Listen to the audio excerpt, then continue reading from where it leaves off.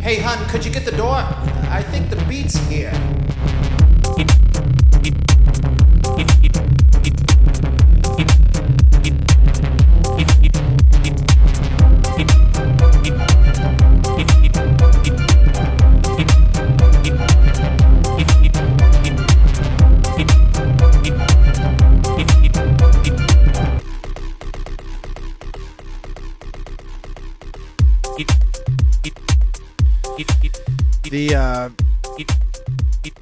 The verdict is in.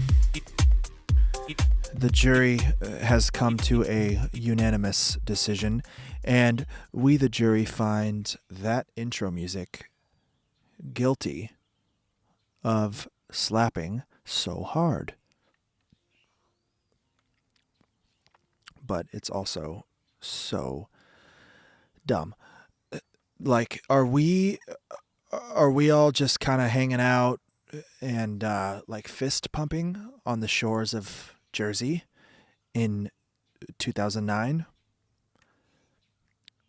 But then an orchestral string ensemble shows up for whatever reason.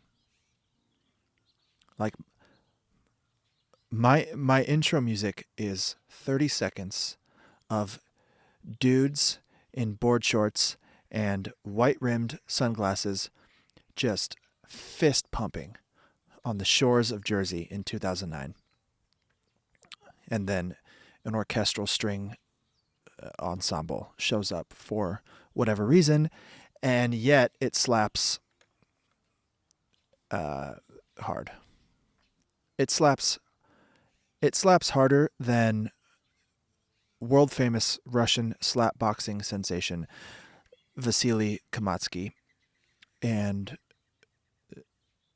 yeah, I do occasionally watch professional slap boxing on YouTube, and Vasily is just absolutely knocking people dead with his porterhouse steak of a right hand, and it's awful.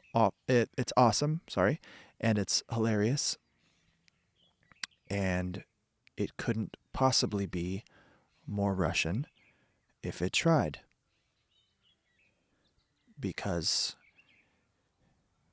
I don't care if you're wearing a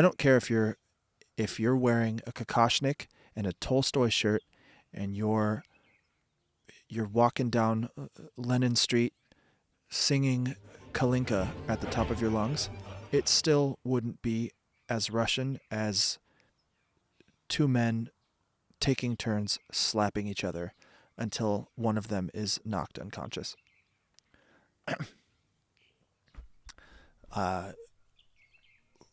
Welcome to episode 2 of my grandmother's favorite podcast.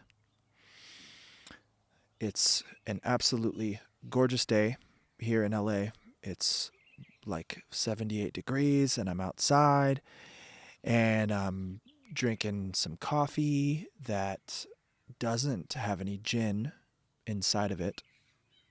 If you listen to episode 1, you might recall that I was drinking coffee and I put some gin inside of it because I was kind of nervous.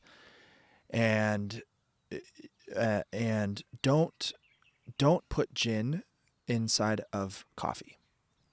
That's my public service announcement for episode 2.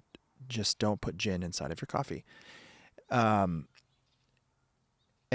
yeah, I'm outside and I'm rocking my Portland Trailblazers jersey that I stole. I didn't steal it. I did not steal it.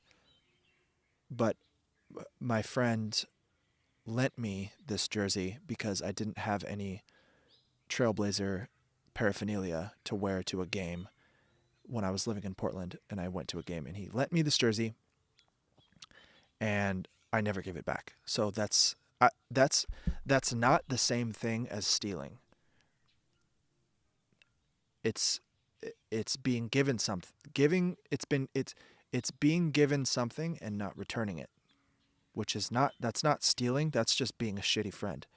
So, Kevin, if you're listening to this, I hope you're well. I haven't seen you in a long time, and I hope you're well, and I miss you, and I love you, and I hope you're doing good, and I hope your kid's doing good, and your family's doing good, and you're never getting this jersey back.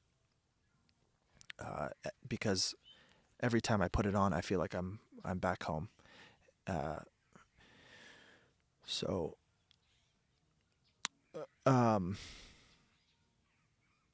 yeah. So what I learned after episode 1 is that it was too long. Like, I don't need. It wasn't too long by traditional podcasting standards, but like I think me talking for more than 20 minutes at any given time, like everything after 20 minutes or so becomes a diminishing returns kind of situation. So I'm making it a point to try and keep it under 20 minutes, because self-editing is where it's at. And if you are a person with thoughts and the ability to transfer those thoughts into noises with your mouth, then editing is important. And because it's not always the worst idea to first do a quick test run in your head and decide whether or not a sentence needs to exist as a sound. Because if you're making that sound around other people, then those people have to then process and digest and potentially figure out how they're going to respond to that sound you've decided to make. And I do not mean to say that conversation shouldn't be free-flowing or spontaneous. However, like I went on a hike in the Angeles forest on a trail they call Little Jimmy, and it was beautiful, and it was like this alpine landscape that it felt crazy that existed in LA, but it was beautiful. I highly recommend it if you live in the area. But on this hike, I got stuck behind a group of women on a very narrow section of the trail. And they had very tiny dogs and very nice butts and very nasally voices. And there's nothing wrong with having a small dog or a nice butt or a nasally voice. But when you have all three at the same time, more often than not, I feel like there's a good chance you don't do a ton of self-editing, like conversationally. And in this case, I was patiently waiting for the right moment to go around them, and I was waiting like a true gentleman, patiently, possibly being more patient than I could have been because of the whole like butt thing. But holy hell, that patience was instantaneously obliterated when I heard one of the girls, after taking a drink from her water bottle, say, and I quote, "Water is so good. Like, it doesn't taste like anything, but it tastes so good."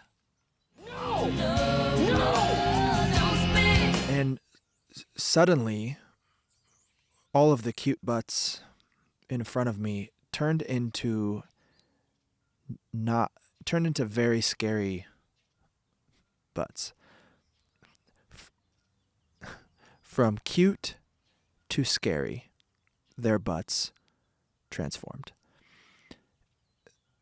And like the butts were like cute gremlins, like from the movie Gremlins, and then somebody in a way like poured water on them, and then suddenly there were scary monster butts. So I'm like, absolutely fuck this, yeah.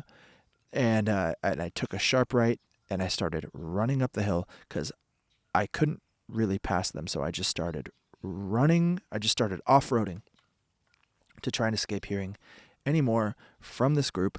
And I know that sounds dramatic, but in all sincerity, I experience a fair amount of anxiety when I'm around any kind of small talk, and when the talk is so microscopically small that you're uttering things like water doesn't taste like anything, but it tastes so good, I'm fucking running and I'm breaking human land speed records, you know? Because like the only human being faster than Usain Bolt in a 100-meter dash is Taylor John Williams trying to escape the sound of people with nasally voices describing how water works. Like breathing.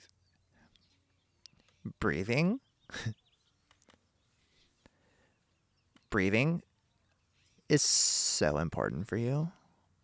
But like, it's crazy because like you don't even have to try to breathe because your body just like does it automatically. No! No! Just come on, man. Knock it off.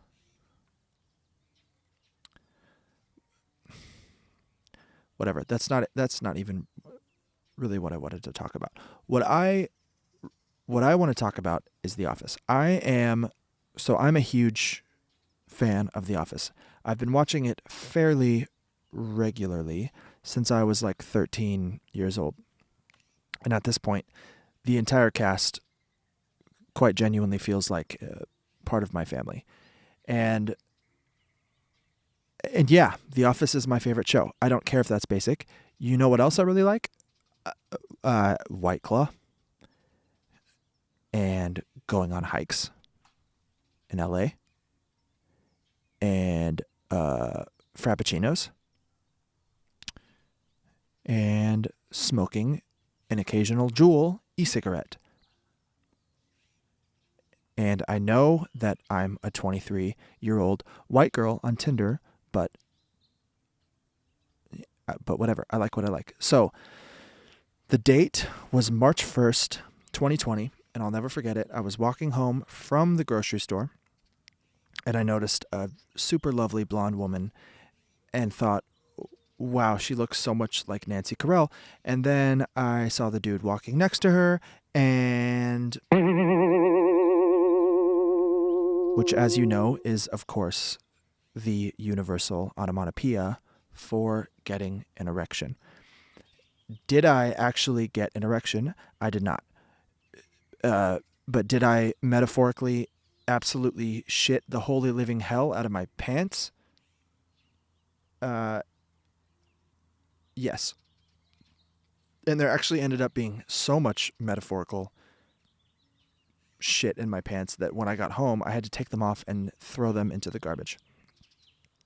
So I always told myself that Steve Carell is essentially the only person on earth that I'd toss all my pride and manners aside for and just go up to and ask for a picture no matter what the scenario. Like, even if he's in the middle of giving CPR to a dying child on the sidewalk, I'm going to step up and say, I'm so sorry, Mr. Carell. I know that what you're doing right now seems important, but like, I'm such a fan and you're brilliant, and like, did Jim and Pam hook up in real life? Like, do you know the answer? Like, just tell me, don't make this weird. But of course, you're always so much more of a badass in your mind than you are in real life. So what actually happened was I saw him and I shit my pants, metaphorically, and then I let them get a ways ahead of me, and I fucking followed them like a psycho. I followed them from a distance of about 50 feet back for 3 city blocks, just thinking about all of the hours I'd spent watching them on my television and internally fangirling, and I called my friends, and I was like, I'm following Steve Carell around Hollywood, like, fuck. And they're like, whoa. And then I'm like, later, I gotta go. And then I just followed Steve Carell around Hollywood for 3 blocks, and it was nuts. And I could generally care less about the whole celebrity thing, but yeah, that was a lot. That was a lot. And another thing that was a lot, Office related. So John Krasinkski, who plays Jim in The Office, stars in this show called Jack Ryan. And there's full-blown swearing in it. And in The Office, every time somebody swears, it's bleeped out. So I spent 15 years of my life hearing a bleep every time anyone in that show said sh or f. And then I watched this Jack Ryan show where they don't bleep anything. And hearing John Krasinkski say fuck instead of f was surprisingly uncomfortable. And it felt like when you're in grade school and you run into your teacher at the grocery store, but also maybe his wiener's hanging out of his pants because he's wearing pajama sweats and the crotch part doesn't zip up, and he's going commando because he's hungover and not paying attention, and it's Sunday afternoon. That's how it felt for me hearing Krasinski say fuck instead of f. But that show is like, yeah, that show's kind of like a best friend of sorts to me. And I'm quite thankful for it. And it's a bucket list item of mine to host an Office trivia night, like at a packed bar, where I've written all the questions, and I actually already have like 20 or so Office trivia questions in my notes on my phone that I've refined over the years, and they're really good in my opinion. And one day it's gonna happen. And a group of friends of mine actually went to an Office trivia night, and all of us won a free round of shots for guessing Steve Carell's season 3 per episode salary on the dot. No cheating. None of us already knew the answer, and I'll never forget that moment. And it was $175,000 per episode, which is just so gangster, Steve Carell. And we guessed that shit right on the nose and took our free shots, and we strutted out of that place like 5 Conor McGregors, just looking at everyone who passed us and just mean mugging them and saying, "You'll do fucking nothing." Except that was bad. You'll do fuck. Conor McGregor has one of that, like a. I'm not sure. It's probably not a weird Irish accent, but it's hard for me to do for some reason. It's like, you do fucking nothing. You do. Fuck it.